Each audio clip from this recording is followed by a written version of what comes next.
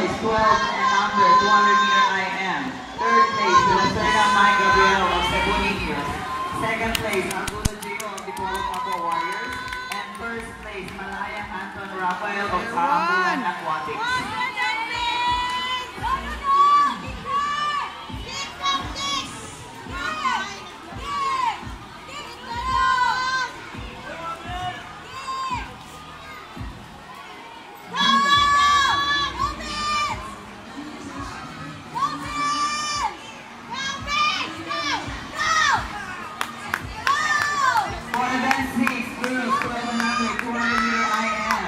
Third place, Nina Orion Claire of Oro Swimming Club.